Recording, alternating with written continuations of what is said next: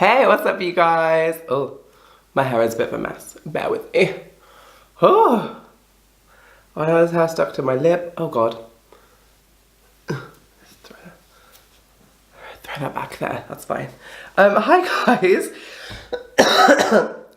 If nobody saw, but like, I posted on my Snap and like Insta. I was really ill last week, hence why there was no video. I'm really sorry about that. I'm still quite ill, but I'm sort of well enough to shoot another video. But obviously by the title of this video, I'm going to be talking about passing and, you know, some tips and tricks or, you know, things that I've done, etc. to be more passable. Just a disclaimer off the bat, I don't necessarily believe that women, trans women, need to be quote-unquote passable. I think people are beautiful in every sense of themselves. You can be a woman with a beard, a woman with hairy arms, you can be a woman with a penis, you're all still valid. Do you know what I mean? So I think this video is not for, fucking hell, my hair is annoying the shit out of me. This video is not for people who are necessarily the most comfortable, like, you know, this is not a video for people who are comfortable in their skin, essentially, which is strange because as trans people, we're not necessarily comfortable in our skin, but in the sense of, like, you know, being in public, etc. So this is more so for the numerous messages that I get on sort of like a weekly, monthly basis about how I transitioned and how I became more passable and all that fun stuff. So today I'm just going to run through a few things that I've done and things that I found sort of convenient to me. But yeah, I will probably be coughing and drinking water throughout this damn video, but like, I'm sorry about that. I'm sorry. I'm still ill, so, and I sound gross, so I can't like I just sound really gross and nasty, but yeah, so, okay, one thing that I get messaged about is my height. I mentioned it in a few videos, but I am tall. I'm 5'11", and you don't get that many women who are as tall as I am that wear heels. So on a day-to-day basis, I am in ankle boots, which are about a 4-inch heel, 2-inch platform, 4-inch heel, and I wear those on a daily basis to work. You know, and I'm constantly sort of in heels, especially at work. It's like, it's cute, do you know what I mean? So I'm always like over 6 foot. I'm usually about 6'3", 6'2" in heels. So height is it's there. I'm quite tall, I guess. The way I combat that, even prior to surgery, I know a lot of people will be like, oh, you have breasts now, or like, you know, you don't have to tuck, etc. I still have a lot of features that are still masculine. I was only on hormones for a year before getting surgery. So my body hasn't fully changed and developed into that of a woman. So, you know, I'm still having changes every day. So it's like, yes, my face is softer, but I still have a beard. You know, I still have, like, I just shaved for this video, but I still have a beard line. If anybody follows me, if you guys follow me on Instagram, you would have seen that I posted a picture of sort of 6 months prior to transitioning, and I had a full beard, and, you know, and it was, check it out. You can see how much of a beard I actually used to have. I'm Indian, so honey, I had all the beard going on. It's not, it ain't cute. So I've had 12 sessions of laser so far, so I think people who are having issues with facial hair or, you know, some form of body hair, laser is a great option, but it's not always financially viable. So it's not like everybody can splash out, you know, £800 to £1,000 to get 6 sessions of laser, which is similar to what I paid. So the best way, sort of like a sort of cheapish hack, is waxing. When I first started transitioning and I didn't have a lot of money to spend on my transition, you know, I was buying clothes from everything5pound.com. I was buying, like, I was Primarking it, which I still am, like, you know, but that's just because Primark does some cute shit these days. But, like, you know, it's, like, sometimes, like, the money is a constraint, hun. Like, I get that. So popping into, like, a Wilkinson, like a Wilco, or like fucking eBay, whatever, like online, and ordering yourself some wax strips will save you shit tons of money. One of my best friends, Ashley, hey, she is like my personal waxer. She will, like, literally head to toe wax me, and I love her for it because, you know, I was very hairy, like, before estrogen really kicked in. It was like a carpet, hun. Like, nah, it was fucked up. But, like, she would wax me, like, every, like, 6 weeks or so. As soon as it would grow back, we would wax it off. And it really helped thin down the amount of hair and the growth. I used to have quite a hairy back. And there's literally nothing, there's barely any hair. Like, I've not waxed my back since, like, a year ago. So, yeah, and there's not really any hair there. So waxing really helps thin down sort of like what's going on. So, fun tip. Or if you're in a rush, just, you know, hair removal cream. You know, if you're going out, smack a bit of hair removal cream on. But the main thing that really helped me, like, I don't want it to be boastful or, you know, be like, oh, I already look feminine, it's fine. Where I don't think I look that feminine, but I don't think I have that much of a masculine face, so I can get away with sort of just putting on makeup and sort of changing my face a bit with a bit of makeup and look okay. So, you know, what I really invested in was some makeup when I first started trying to... I can't talk today. It's because I'm still ill. The first thing I, like, invested in was makeup. You know, gotta have that L'Oreal True Match, and I used I would clean shave, and then I would use a concealer stick, like one of those thick concealer sticks, and it was like Maybelline, and it was not good. Like, it wasn't a good, it was terrible. I would never use it over the skin, as in, like, above makeup, because girl, no. But I would literally use that and, like, color in. Like, I got it the most matched to my skin that I could, and then I would colour in all my entire beer line, so you can't see it. Then I'd put my foundation on top, set my face, you know, try and do a little bit of eyeshadow, but at that time I was not good at doing it, so it would just look a bit smoky and smudgy, and I was like, yeah, that's the look that I'm going for, you know, like, super cute. Which was not, it was all fucked up and smudgy, and I was, like, sweaty, and I was a mess. But, you know, it worked. So covering the beard line was, ooh! I managed to pull a thread out my sofa with my ring. Oops. Sorry. Yeah. Makeup really helped. It really fucking helped. Because I had short hair. I had quite, like, short hair. It was, like, only a couple of months since I started growing it, so it wasn't very long. But, it wasn't cute. It wasn't very nice, but, like, I tried to, like, make my face look prettier, like, contour the hell out of my face.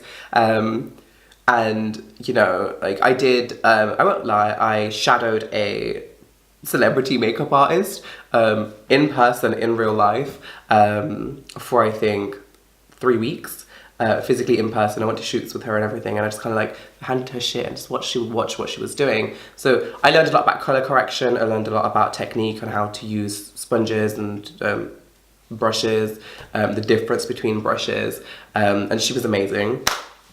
But what the main skill set that I've accumulated over the years is literally from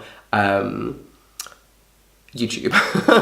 Like, watching shit tons of YouTube videos. I started off with watching drag queens, watching, like, you know, Willem or, like, Trixie, and, like, you know, watching them how they conceal their beard line, etc.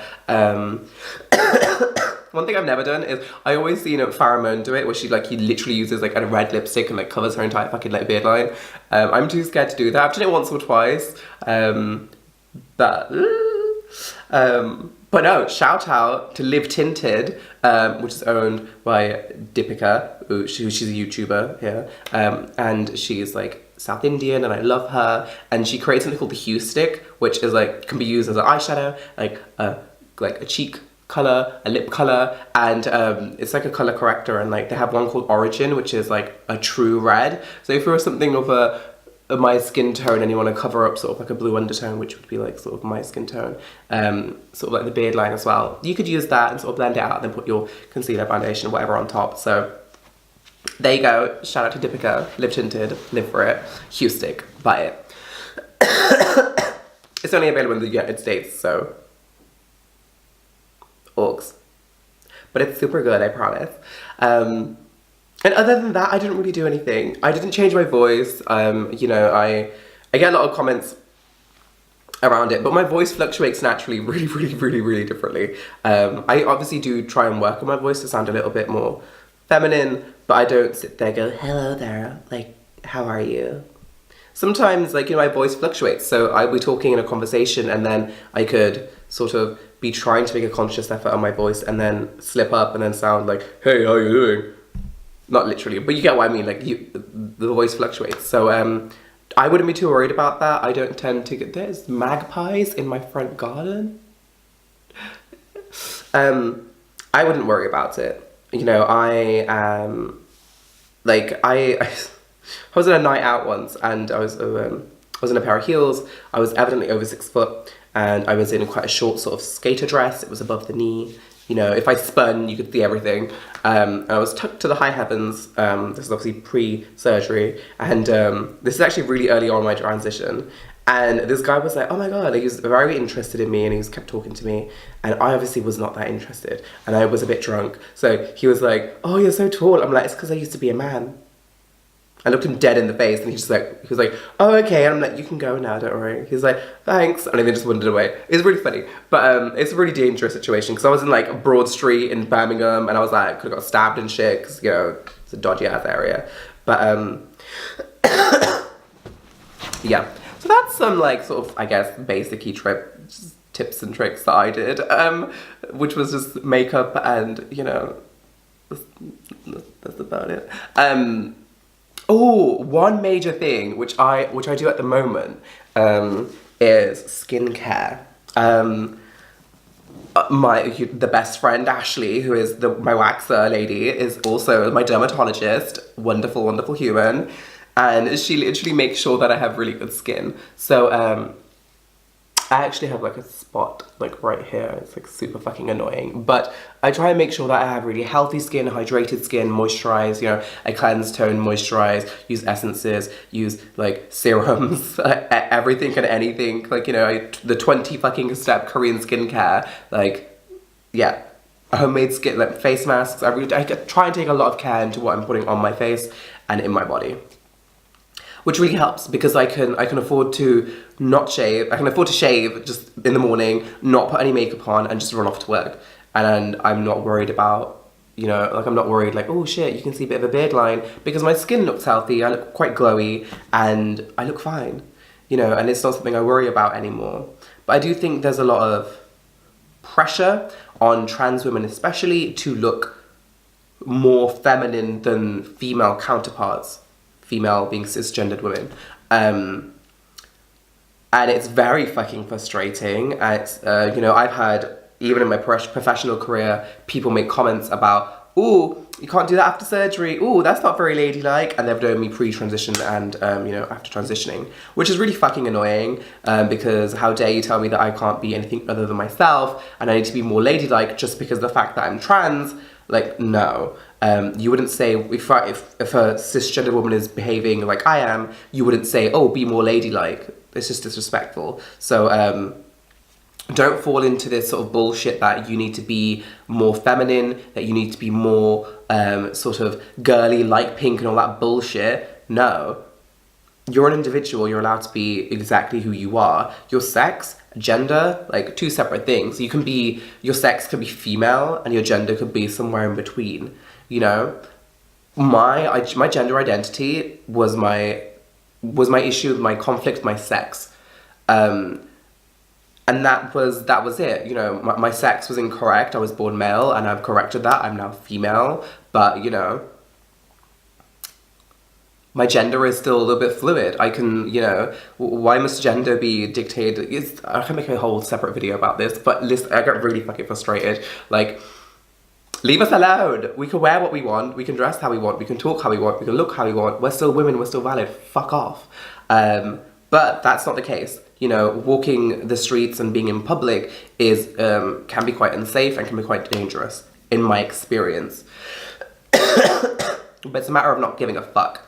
I don't care. I literally could care fucking less.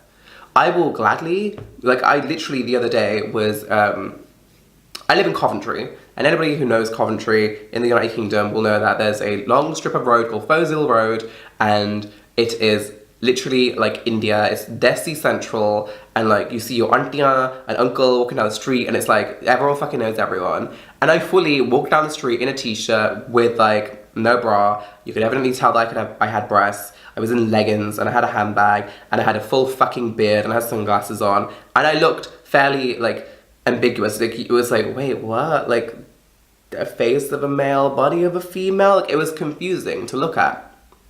But I did not fucking care. It's a matter of like having this, like, know your self-worth is sort of my aspect of it. Like, I know I'm a woman, so I don't need someone telling me or someone like, you know, misgendering me. I just don't fucking care. And I know it's really easy to say, and it's taken me a long time to get here. I used to get really upset when like the barista at the Costa would be like, oh, it's his over there, it's that gentleman's over there. And I'm like, excuse me, I'm in a full face of makeup, honey. Bitch, what? And yeah, it used to anger me, but you know, it's just, you have to try and, like, I think the issue is when you're quite early on in your transition, when you're a little transling, you know, it's really easy to think that people are attacking you, because it might be, it's sort of this self-defense sort of mechanism, like this like wall you gotta build up, like, oh fuck, who's trying to come for me now? Because that might be something you're experiencing with people you know or family, etc. But I try and see the psychology of it, you know. I might be exhibiting more male traits than female traits, so a person will automatically in their brain think that person is male, and without thinking, gender you, or in this case, misgender you. I don't hold it against people. I will, if I'm a frequent visitor to the establishment, I will let them know and say, hi, I'm really sorry, but because you use female pronouns, I'm transgender. And it's not a matter of coming for someone, it's a matter of taking your time and educating them, you know, which is what I've done. Every time I go somewhere, I let them know. Like, anywhere that I'm frequenting, like if it's a cafe near my workplace, or, you know, if it's people that I work with, or, you know, if it's anything, the garden centre that I go to quite often and I look like shit, or even my next door neighbour who is like in her 70s and lives alone, and, you know, it's just letting these people know, educating them a little bit. But when it comes to people on the street, you know, just might be like staring at you, stare back. Who the fuck cares? One of my favourite things to do is like, if I know someone's staring at me, like imagine you are someone staring at me, I do this. I fully like whip my head and stare like directly at you. People find